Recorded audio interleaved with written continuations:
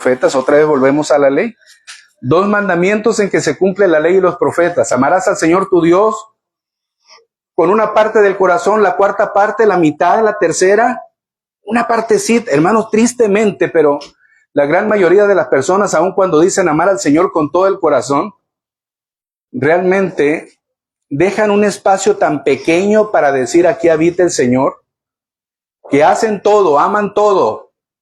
Buscan, hermanos, no dejar de hacer todo lo que quieren, pero es tan fácil franquear a Dios, es tan fácil sacarle la vuelta a Dios, pero el mandamiento dice, amarás al Señor tu Dios con todo tu corazón, con toda tu mente, con todas tus fuerzas, con toda tu voluntad. Este es el primero. Y el segundo, semejante, amarás al prójimo. Así que Pablo, en cumplimiento de la ley, estaba también amando a su hermano, estaba amando al prójimo.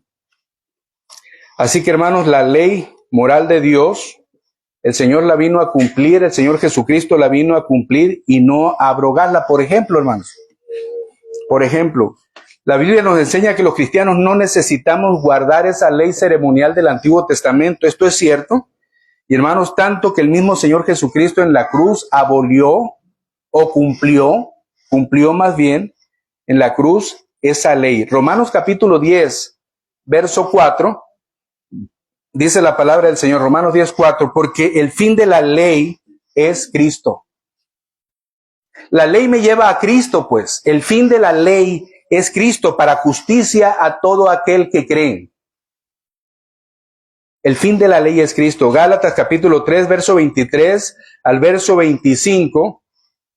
Nos dice, pero antes que viniese la fe, estábamos confinados bajo la ley, encerrados para aquella fe que iba a ser revelada. De manera que la ley ha sido nuestro ayo para llevarnos a Cristo, a fin de que fuésemos justificados por la fe, pero venida la fe ya no estamos bajo ayo. Miren, hermano, lo que quiere decir. Pablo está diciendo que la ley, lo único que ha hecho, hermanos, es hacerme ver necesitado de Dios. ¿Por qué? Porque la ley me descubre pecador, porque la ley me hace ver miserable, porque la ley me hace ver, hermanos, que estoy condenado y me tapa la boca. No hay palabras que yo pudiera emitir en mi defensa porque he quebrantado el mandamiento de Dios. ¿Qué hay para mí? Expectación de juicio. Hay condenación. Entonces, ¿qué es lo que hace la ley? La ley al brindarme conocimiento. De hecho, dijo Pablo en la carta a los Romanos capítulo 3, que por las obras de la ley nadie sería justificado, sino que por la ley es el conocimiento de pecado. Y Pablo dice a los Gálatas que la ley ha sido nuestro instructor o nuestro ayo para llevarnos a Cristo. Dicho de otra manera, hermanos, la ley me enseña que yo he pecado, pero la ley no me salva. La ley me acusa, pero no me rescata. ¿Qué es lo que hace entonces la ley? Al hacerme culpable, al hacerme reconocido y perverso pecador, entonces lo que hace de alguna manera indirectamente es encaminarme a los pies de Cristo. Porque la respuesta está ahí. Por eso Pablo decía en la carta a los Romanos, al reconocerse pecador, Pablo decía, más gracias doy a Dios por Jesucristo. ¿Por qué por Jesucristo? Porque Él es el que lo libra. Porque Él es el que nos justifica. Romanos capítulo 5, verso 1. Justificados pues por la fe, por medio de nuestro Señor Jesucristo. Y luego dice, hermanos, que tenemos paz. Entonces, la ley lo que hace es esto.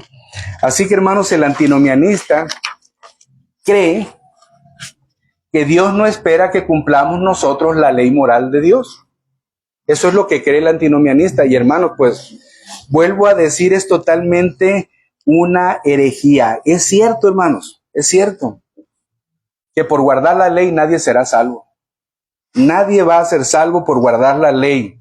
Somos salvos por gracia. Pero hermanos, es igualmente verdadero que la ley nos lleva a vivir en una santidad que Dios demanda. Por eso el mismo Señor insistía diciendo, si me amas, guarda mis mandamientos. Por esto, hermanos, es la ley y la gracia caminan juntos.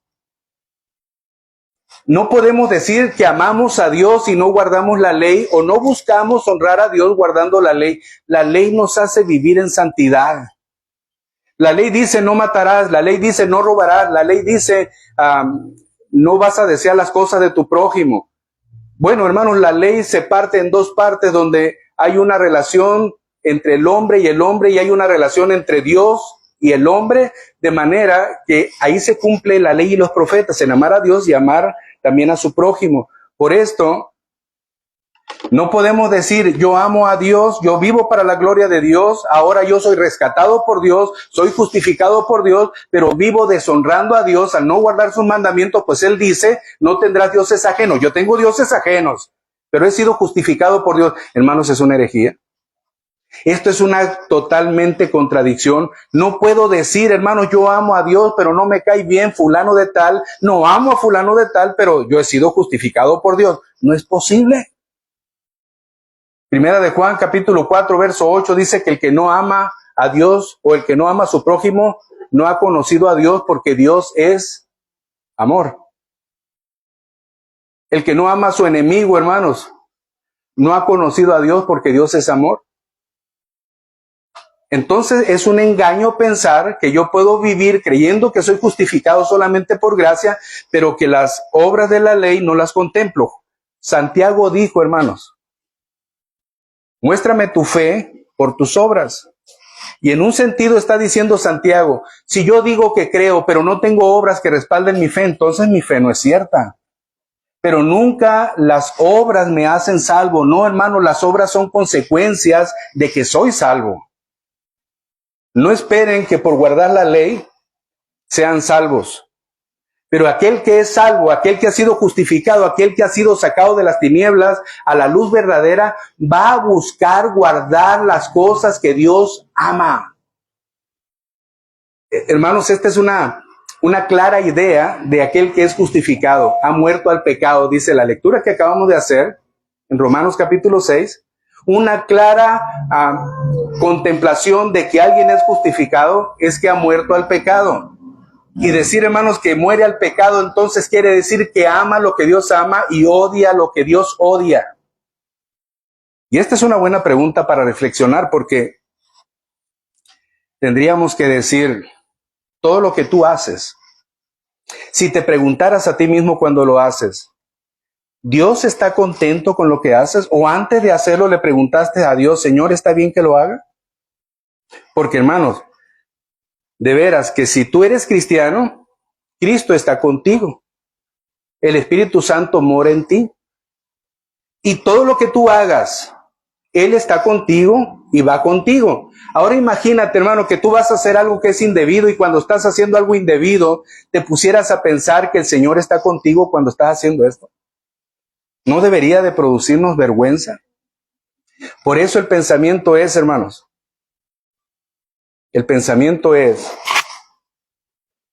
Pablo está diciendo en este capítulo 6, ¿qué pues diremos? ¿Perseveraremos en el pecado para que la gracia abunde? La palabra griega para perseverar es epimeno. En el texto original no dice, hermanos, perseverar, dice epimeno. Y esta palabra epimeno significa habitar, quedarse, permanecer, establecer. Ahora imagínense, la pregunta sería, ¿haremos del pecado un hábito permanente que habite con nosotros, establecido en nosotros, para que la gracia abunde? ¿Se imaginan lo que está diciendo Pablo? ¿Se podría vivir siendo justificado sin buscar santidad? ¿Se podría pensar, hermano, que como soy hijo de Dios, ahora voy a vivir como me dé la gana porque he sido llamado a libertad? Pablo dijo a los Gálatas, a libertad hemos sido llamados. ¿Sí? Pero dice Pablo también que no le demos ocasión a la carne en esa libertad. Cualquiera persona que piense, hermano, que siendo justificado tenemos la posibilidad de hacer todo lo que queramos, aun cuando ofenda esto a Dios, lo más probable es que nunca fuiste justificado. Porque aquel que ha sido justificado en su corazón y en su mente, no hay otro pensamiento, hermano, más que aborrecer lo que Dios aborrece y amar lo que Dios ama. No hay otro pensamiento. Y si se abriga en ti otro pensamiento que esto, deberías de decir para ti mismo, miserable de mí. Deberías de hacer, hermanos, como hizo Pedro, llorar amargamente por haber ofendido a Dios. Pero la pregunta es, ¿has llorado cuando ofendes a Dios? ¿Has dicho que eres miserable cuando ofendes a Dios? ¿O sigues simplemente haciendo lo mismo una y otra vez? ¿Sabes que está mal lo que estás haciendo y lo sigues haciendo? Si eso es así, dice el Señor Jesucristo en Juan, el que practica el pecado, esclavo es del pecado. Juan capítulo 8. Esclavo es del pecado. Quien domina a él es el pecado. No hay tal declaración que algunos pudieran decir, soy justificado, pero sigo pecando y así vivo a gusto. No es cierto. No puedes tener una naturaleza divina y hacer lo que una naturaleza perdida hace. No es posible mezclar aceite con agua. No se mezcla. Hay una confusión en ese pensamiento. Por eso, hermanos, la respuesta de Pablo ante este pensamiento es un rotundo y tajante no, en ninguna manera. Verso 2. Así que pues diremos, perseveraremos en el pecado para que la gracia abunde. En ninguna manera, dice Pablo. Porque lo que hemos muerto al pecado, ¿cómo viviremos aún en él? No hay manera. Hermanos, para aquellos que tenían duda, para aquellos que dicen, ¿qué pues diremos? Perseveraremos en el pecado para que la gracia abunde. Vamos a pecar para que me sienta más feliz ahora porque sobreabunda la gracia. Dios me ayuda, Dios me bendice entre más peco. ¿No es cierto? No es cierto. Entonces por eso dice Pablo, no, de ninguna manera, no, porque el que ha muerto al pecado, ¿cómo puede vivir otra vez en él? Dijera a alguien, hermanos, que no es necesariamente la comparación, dijera a alguien, el beber mucho vino o cerveza o alcohol me produjo tal cirrosis hepática que me llevó a la muerte. Pero, hubo una segunda oportunidad. Te levantaste de la tumba y volviste a vivir. ¿Será acaso que una persona bajo esta contemplación volviera a tomar otra vez en su segunda oportunidad para que se le produzca una cirrosis hepática y volver a morir? Aunque es una ilustración, hermanos, la lógica nos hace pensar que no es posible. Ahora, lo que dice Pablo es que porque los que hemos muerto al pecado, ¿cómo viviremos aún en él? Si Dios ha hecho la obra, como hablamos en el capítulo 5 de Romanos, hemos sido justificados por la fe, tenemos los beneficios de la justificación, paz para con Dios. Tenemos, hermanos, un regocijo en medio de las tribulaciones. Nos gozamos en medio de los conflictos que nos producen dolor. Hermanos, yo me puedo gozar que aunque no haya luz, y uno pudiera decir, oye, pues ¿cómo que te gozas cuando no hay luz? Si los hermanos tienen que echarse aire, si están sudando, tú mismo estás sudando. ¿Cómo es posible que te regocijes? Bueno, es que no depende de mí esto. Y si no depende de mí, Dios lo ha propiciado para que estemos juntos aquí escuchando la palabra de Dios. Gloria a Dios, porque Dios se vale de todo para su propia gloria. Pudiera decir Job, ¿cómo regocijarse, Job, si has perdido la familia, si has perdido la riqueza, si has perdido lo que tenía y todavía el respeto de tu esposa se ha quebrantado porque te dice maldice a Dios y muérete? ¿Cómo puedes sentirte tú bien? ¿Cómo puedes ser íntegro? Capítulo 2 de Job, y la respuesta de Job, no le atribuyo despropósito alguno de parte de Dios, sea el nombre de Jehová glorificado. Hermanos, el que ha muerto al pecado no puede buscar vivir otra vez pecando. Y aún Job había contemplado esto. Yo no puedo vivir en desagradecimiento de Dios porque el Señor me dio todo lo que tengo y Dios me puede quitar todo lo que tengo porque desnudo salí del vientre de mi madre y desnudo he de volver atrás.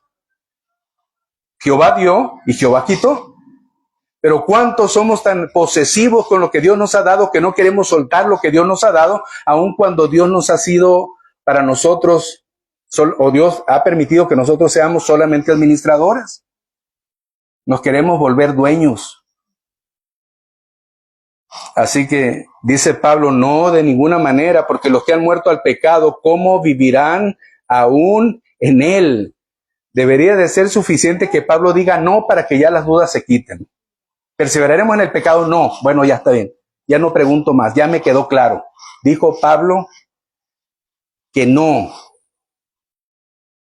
Pero hermanos, ¿cuántas personas que se llaman hijo de Dios y toman la libertad que brinda la gracia como libertinaje? ¿Cuántas personas saben, hermano, lo que Dios demanda, pero dicen, pues si Dios nos liberó aún de sus demandas, porque Dios nos liberó de la ley, entonces debo de vivir así?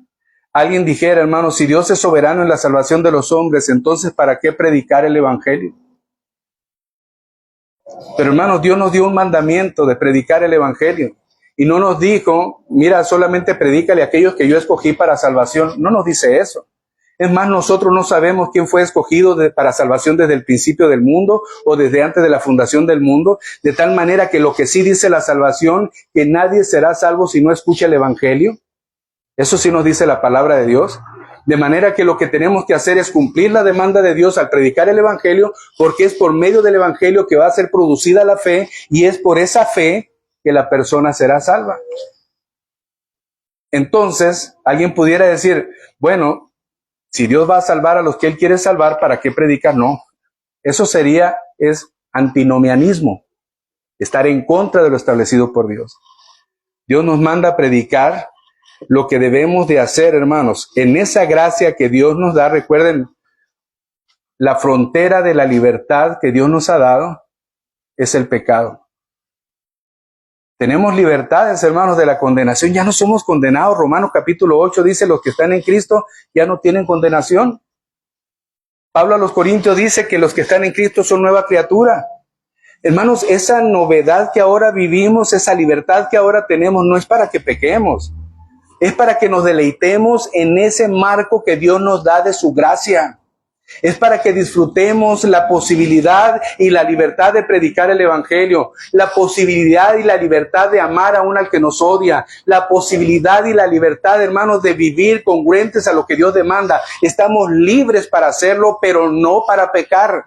Nuestra frontera en la libertad, hermanos, es el pecado. No podemos brincarnos para el otro lado creyendo que con eso va a sobreabundar la gracia. De ninguna manera.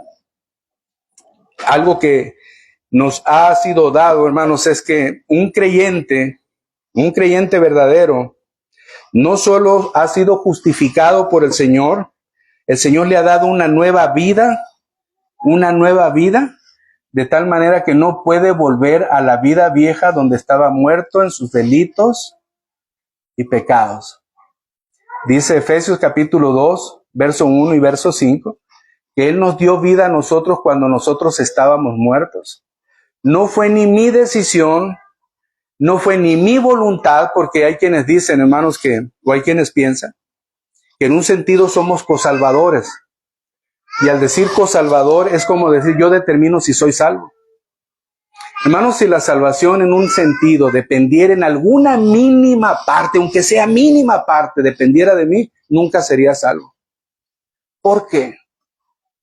Se equivoca el Señor. Hermanos, Romanos 3, verso 4 dice, Dios es verdadero y el hombre es mentiroso. Entonces, de tal manera que Dios inspiró a Pablo para escribir en el capítulo 3 de Romanos, verso 10 y 11, no solamente que no hay ninguna persona justa, sino también escribió diciendo, no hay quien busque a Dios. Y si Pablo escribió esto inspirado por el Espíritu Santo, no hay quien busque a Dios, es porque es cierto. Y si la salvación mía dependiera de que yo decido ser salvo, nunca sería salvo porque a mí no me interesaría buscar a Dios. Cuando en nuestro corazón nace un deseo, hermanos, de estar aquí, aunque esté haciendo calor para estar en el culto, cuando nace un deseo de leer la Biblia, hermanos, no es porque nació de mí. Dice la Escritura que nosotros le amamos a Él porque Él nos amó primero. Lucas dice, hermanos, que el Hijo del Hombre vino a buscar y a salvar lo que se había perdido. Lo que está diciendo claramente es que el Señor puso primero en nosotros algo para acercarnos a Él. De otra manera, nunca nos hubiera interesado Él. Estamos limitados e imposibilitados. Por eso Efesios dice, Él nos dio vida a nosotros cuando estábamos muertos en nuestros delitos y pecados. Y en esta condición de muertos, como hemos dicho en otra ocasión, hermanos, si dependiera de mí y de mi voluntad estar vivo, estando muerto sería imposible. ¿Acaso, hermanos, si tú vas al panteón ahora mismo, hay tantos am, ¿cómo se dice? Ataúdes, o hay tantas tumbas. Y si tú le dijeras, levántate, tómate este poquito de agua, está muy caliente la tierra, hasta que quema el sol. Oye, me estoy deshidratando, te traje un suero. El que esté en la tumba sacaría la mano aunque fuera hueso para tomar el suero y beberlo. No, ¿por qué? Está muerto. No tiene posibilidad.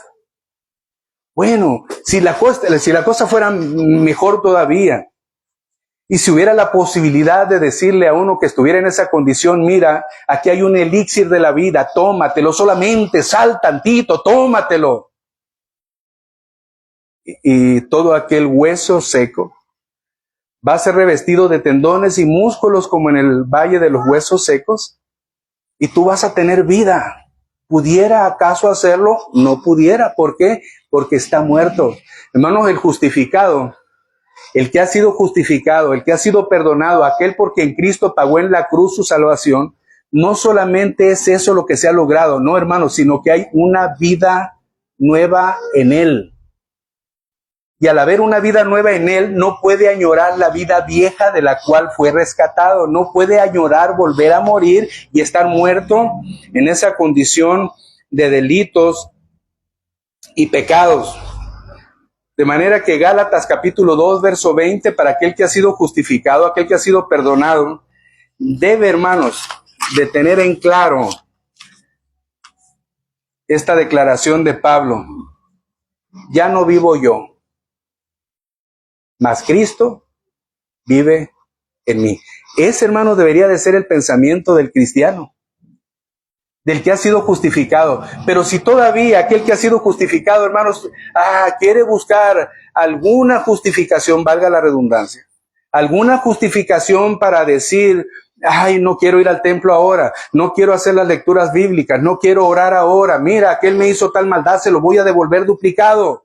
Cuando alguien todavía guarda rencillas, rencores, amarguras, cuando no es el fruto del Espíritu en él, el gozo, el amor, la paciencia, tendríamos que decir, pues que tampoco la justificación se efectuó en la vida de él.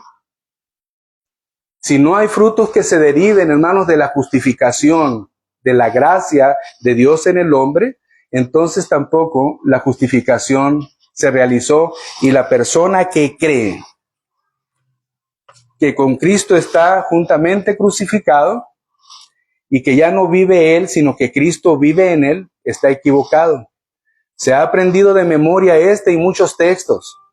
Ha recitado la Biblia de memoria. ¿Se acuerdan que cuando el Espíritu Santo llevó al Señor Jesucristo al desierto, en Mateo capítulo 4, para que fuera tentado por Satanás? Hermano, qué increíble esto. El mismo Espíritu Santo lleva a Jesús al desierto para que sea tentado. ¿Qué hizo Satanás? Hermano, Satanás citó las Escrituras. Satanás dijo, escrito está, no dejará que tu pie resbale ni tropiece. ¿Qué hizo Jesucristo? También dijo, hermanos, escrito está, Señor tu Dios adorarás y a él solo servirás. ¿Qué es lo que quiere decir esto, hermanos? Que no es el conocimiento de las Escrituras lo que me brinda realmente un conocimiento de Dios, cuando lo que es intelectual y cuando lo que es espiritual es espiritual. Por eso puede haber muchas personas hoy en día que conozcan porciones de las Escrituras y reciten las Escrituras, pero las Escrituras, hermanos, no han hecho nido en el corazón de la persona. Manejan las Escrituras de una mala manera. Pablo dice a Timoteo que un buen siervo de Jesucristo debe de trazar bien, pero también debe de usar bien la palabra de Dios. Y la palabra de Dios debe de ser bien usada. Satanás la usó mal, le dio una interpretación incorrecta, movida para justificar sus propios deseos. Y el Señor Jesucristo usó bien las Escrituras en el sentido que las Escrituras estaban escritas. Y esto es lo que Dios demanda de nosotros. Que hablemos bien la palabra de verdad, hermanos. Que digamos las cosas como son, aun cuando esto brinde incomodidad para algunos, frustración para otros, molestias para otros, enojos en otros. La palabra de Dios tiene que ser usada de la manera que ha sido dispuesta. Por eso pienso yo que hay quienes creen que Cristo mora en ellos, pero ellos hacen lo que ellos quieren, y entonces lo que está pasando es que están equivocados. Así que sabemos que la justificación es por la fe, pero hermanos, por causa de esa justificación y que vino la paz y que vinieron otros resultados de la justificación, debe de venir después de la justificación la santificación.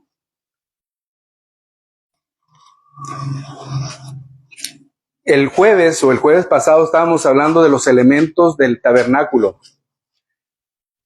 En el tabernáculo no solamente estaba la puerta que daba acceso al atrio o al patio. En el patio, hermanos, estaba el altar del sacrificio, el altar de bronce. Era lo primero que estaba. Ahí se inmolaba el cordero. El cordero representa a Cristo, quien ha sido inmolado por nuestros pecados. Pero después de ese sacrificio, hermanos, estaba el lavacro, estaba la fuente de bronce. Es decir, hermanos, después de que un sacrificio se ha hecho por mí para que yo sea perdonado de mis pecados, debo de pasar al lavacro o a la fuente de agua que esté en el altar antes de entrar al lugar santísimo para lavar mis manos y mis pies. Esto era lo que hacía el sacerdote antes de entrar al lugar santísimo y al lugar santo. ¿Saben, hermanos? Entonces esto implica santidad.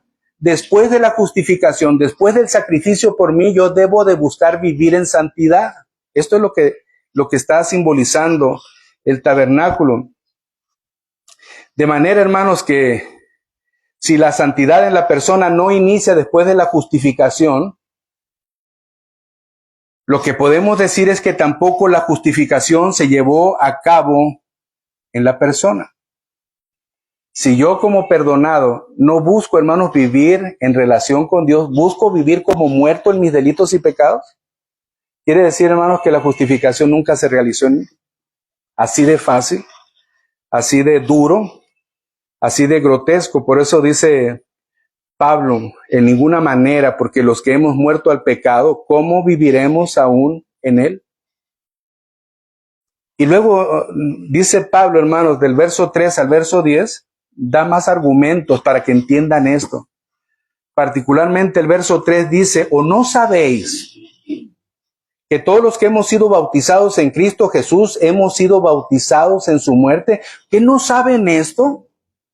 Que todos los que han sido bautizados en Cristo Jesús han sido bautizados en su muerte. ¿No saben esto? Hermanos, el bautismo del que aquí habla el apóstol Pablo es el bautismo de sumergir en agua.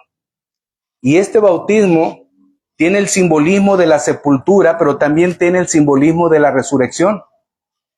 Y ese simbolismo, hermanos, también nos hace ver cómo es que la obra que el Señor Jesús hizo en nosotros de manera interna se hace o se visualiza o se hace claramente visible a través de el bautismo. Lo que el Señor ha hecho, hermanos, estamos en Cristo, estamos muertos al pecado, sepultados en el agua. Pero también, ¿para qué? Para que andemos en novedad de vida o en la resurrección, sacados del agua. Ese simbolismo de la muerte de Cristo y estar sepultado por 3 días y después la resurrección, esto es lo mismo, hermanos, que el Señor simboliza en nosotros a través del bautismo, lo que ha hecho en nuestra vida de carácter espiritual y que es invisible, porque cuando Él regenera a una persona, hermanos, se hace visible después en la obediencia de la persona. No es, hermanos, que Dios regenere una persona porque cuando alguien dice, hermanos, alguien quiere ser salvo, levante la mano, y levantas la mano, y alguien ora por ti para que entonces sea visible que tú eres salvo. No, hermano, eso no es cierto, no funciona así. Primero, porque la Biblia no lo menciona. Segundo, hermanos, porque todo mundo podría levantar la mano, todo mundo podría escuchar una oración, y no tengo poder yo ni para ser salvo yo, ni para conferir salvación a otro, ni para guiar a otro en una oración que debe de ser de carácter personal delante de Dios en función de su propio arrepentimiento. Yo no puedo guiar tu arrepentimiento a Cristo, debe de salir natural de tu corazón sincero. Por eso, hermanos, dice que cuando ores, entra a tu aposento, cerrada la puerta, ora en lo secreto. Y alguien pudiera decir, pero hermano, entonces, ¿cómo saber que es cristiano? Bueno, hermanos, por sus frutos los conoceremos, dice la Escritura. Lo que hace ver la naturaleza de un árbol, Mateo capítulo 7, es sus frutos. Yo no puedo esperar que un naranjo me dé toronjas, porque la característica del naranjo es que me va a dar naranjas. Pero si el naranjo me diera toronjas, yo entendería que hubo un injerto por ahí o que hubo otra manipulación, pero esa manipulación no es natural, no viene de Dios. Es decir, pudiera ser alguien que se atribuye a ser hijo de Dios, como aquellos que también en Mateo dice, Señor, si en tu nombre hicimos milagros, echamos fuera demonios. Y el Señor les va a decir, apártense de mí, hacedores de maldad, yo no los conozco. Vivieron como si fueran cristianos, parecían cristianos. Iban a la iglesia el domingo, leían la palabra de Dios, cantaban, oraban, hacían todas las cosas parecidas. Pero hermanos, el Señor en aquel día final, conociendo el corazón de los hombres, no como nosotros que miramos lo que nuestros ojos ven, le dijo el Señor a Samuel, sino el Señor conociendo el corazón de los hombres. Y como dijo Jeremías, el corazón es perverso más que todas las cosas. ¿Quién lo conocerá? Dice el verso 11. Yo Jehová que escudriño los corazones. Hermanos, el que sabe todo es el Señor, y el Señor es el que dirá en aquel día, aunque tú te hayas dicho pastor, no te conozco, apártate de mí, hacedor de maldad. Tú decías que eras mi hijo, pero yo no te conozco como mi hijo. ¿Sí?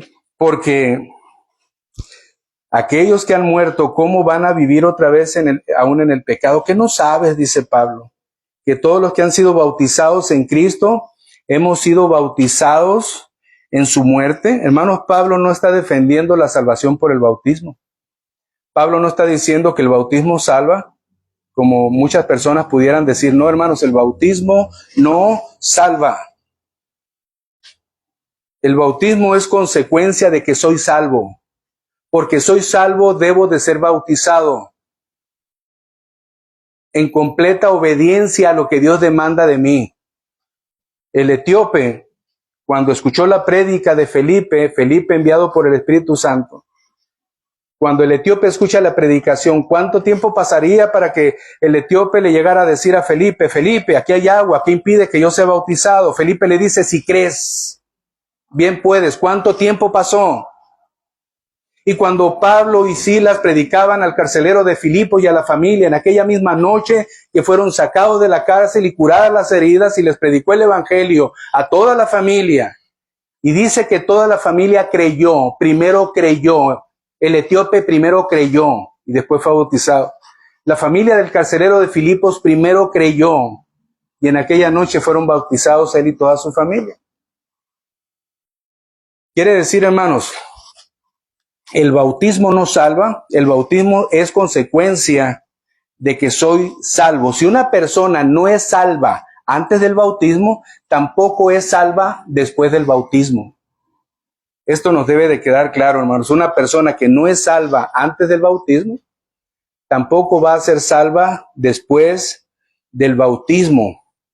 Lo que sí Pablo está diciendo en esta porción, ¿o no sabéis que todos los que hemos sido bautizados en Cristo Jesús hemos sido bautizados en su muerte? Lo que Pablo está diciendo es que todos los que hemos sido bautizados en Cristo hemos sido colocados en Él e identificados con Él.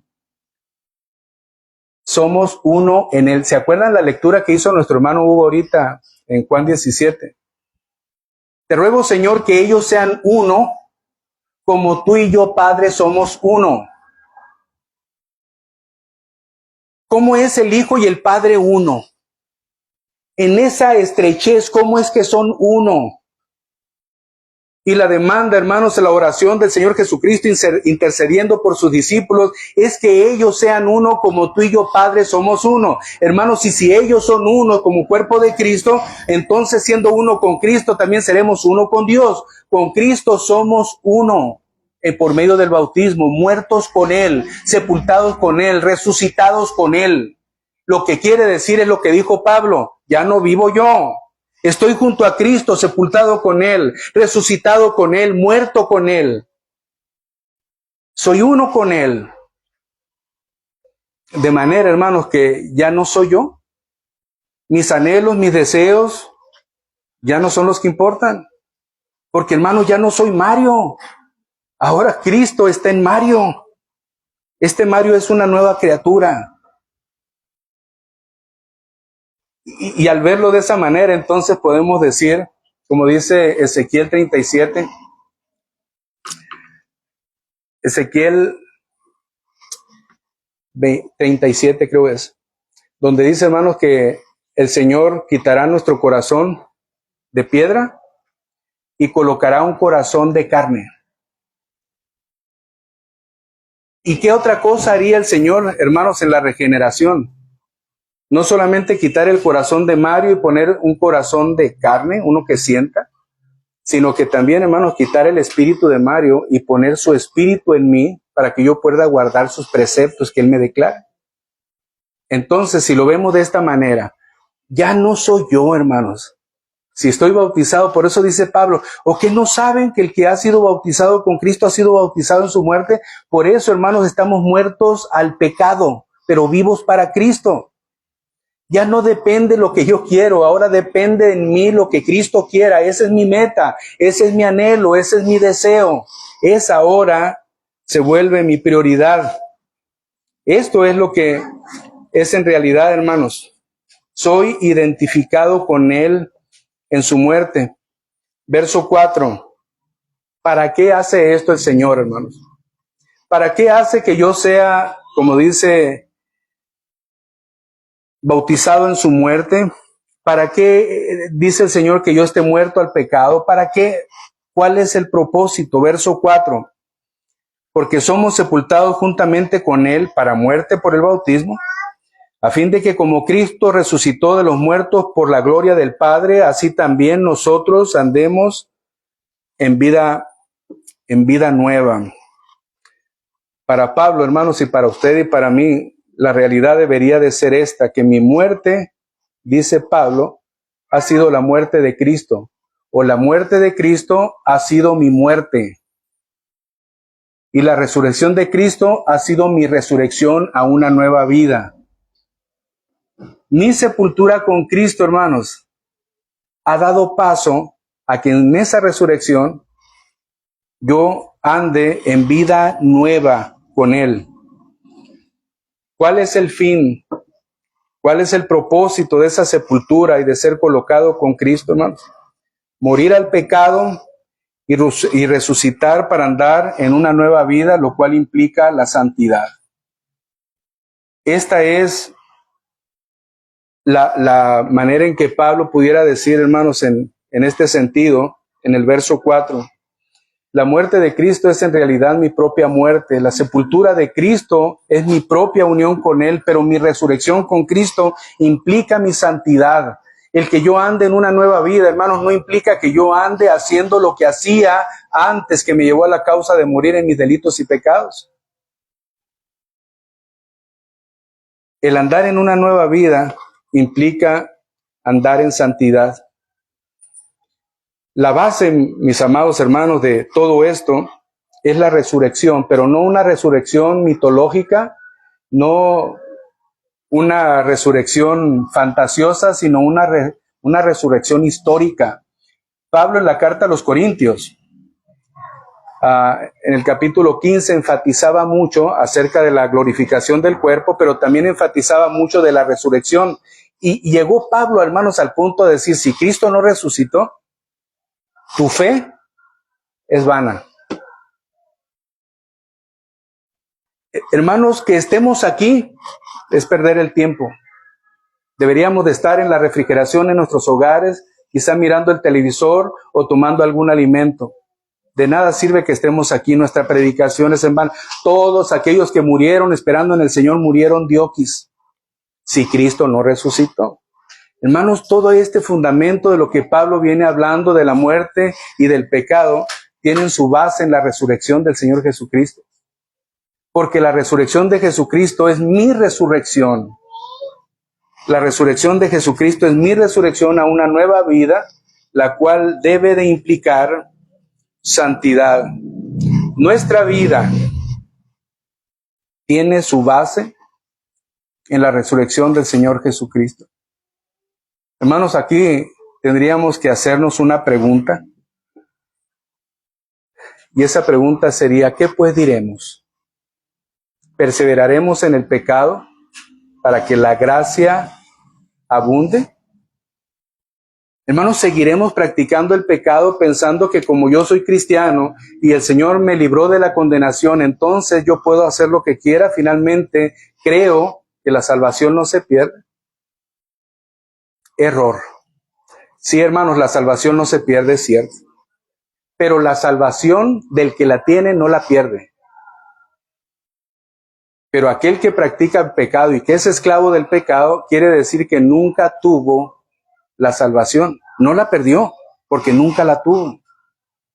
Aquel que persevera en el pecado no ha sido justificado.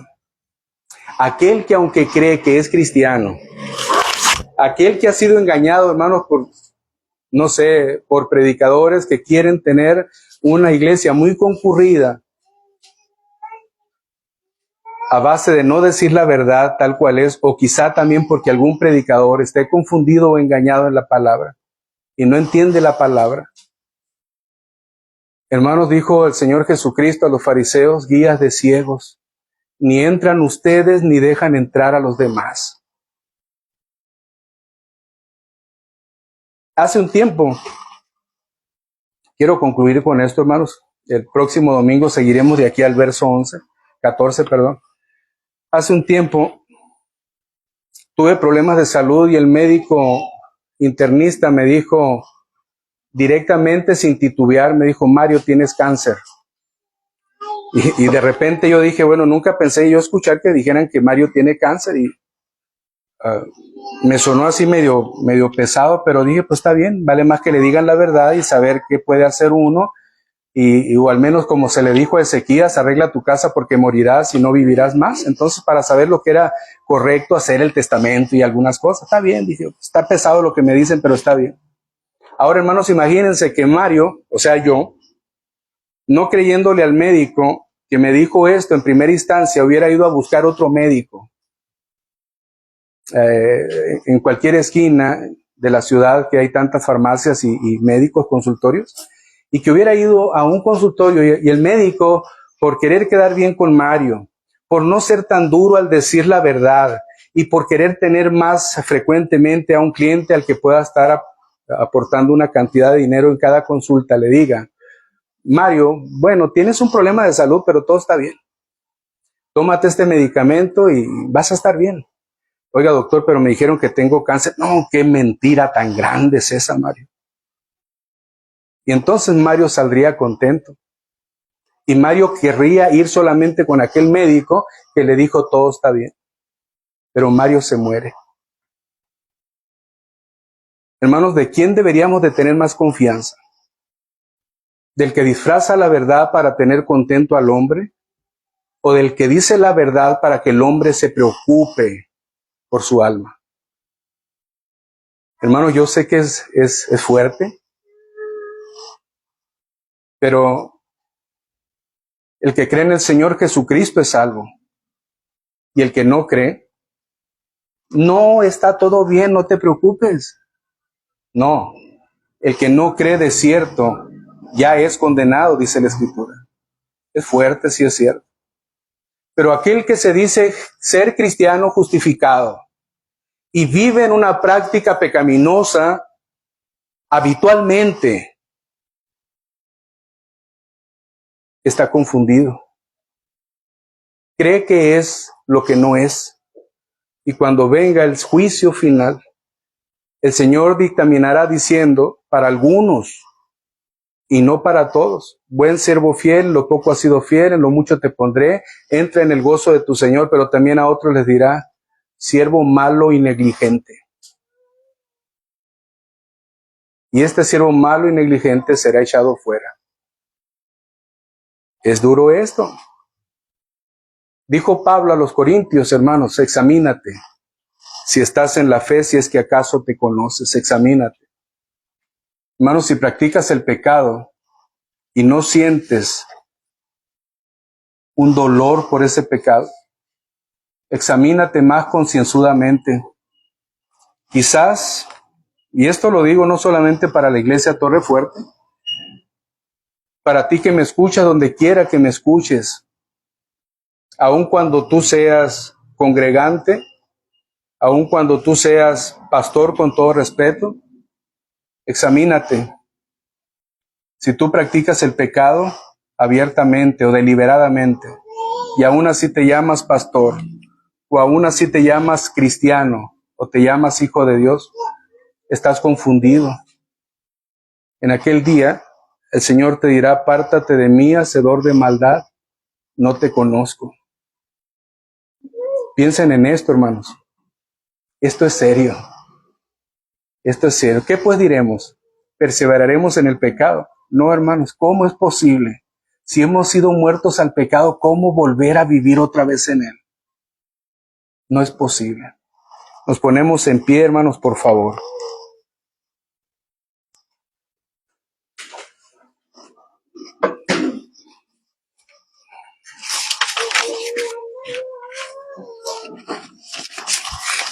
Vamos, hermanos, a orar. Les recuerdo, hoy por la tarde tenemos el culto a las 6 de la tarde para celebrar la Cena del Señor.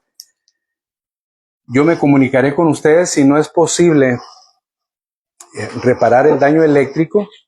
Ya me comunicaré con ustedes para anunciarles la determinación que se tome. Pero buscaremos todo lo posible hacer para que podamos estar por la tarde, hermanos, reunidos para celebrar la enseñanza doctrinal por la tarde y la celebración de la Cena del Señor. Oramos. Padre eterno, muchas gracias te damos, Señor, en este día.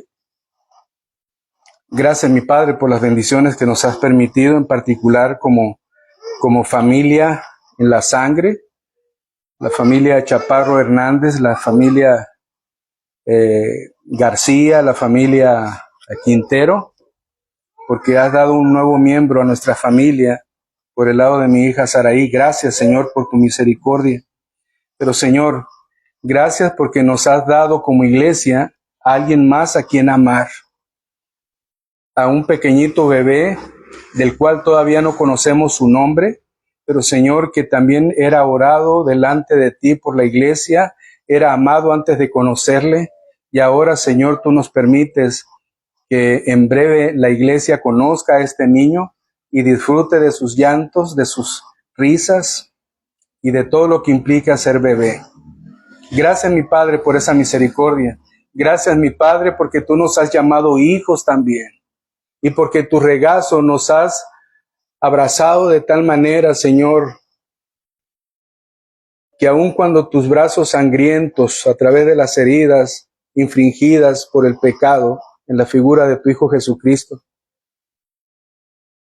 no nos soltaste de ninguna manera, ni nos has soltado, ni nos soltarás, Señor. Porque aquellos que tú has tomado por hijo serán tus hijos eternamente y para siempre. Gracias, Señor. Ayúdanos a entender la majestuosidad de esta declaración tuya, y a todos los que te recibimos, a los que creemos en ti, tú nos has dado la potestad de ser llamados hijos. Ayúdanos, Señor, a entenderlo. Ayúdanos, Padre, también a entender que bajo esta declaración que tú nos has dado de llamarnos hijos y de hacernos miembros de la familia de Dios, como dijo Pablo a los Efesios, y como dice tu carta o tu palabra en la carta a los Hebreos, al que tú recibes por hijo lo corriges. Ayúdanos, Señor, a ver todo esto como una manifestación de tu amor por nosotros, la corrección, el redarguirnos, el abrazarnos, el instruirnos. Y, Señor, poder decir gracias, Dios, por tu amor infinito, por tu misericordia, por el regalo maravilloso que nos otorgas de ser miembros de la familia tuya, por ser nuestro Padre y por darnos hermanos en cantidad infinita en este mundo, por poder mirar en cada ciudad y en cada parte hermanos, hijos tuyos, Señor. Qué familia tan hermosa nos has dado, Señor. Bendice, Padre, a tu iglesia donde quiera que esté.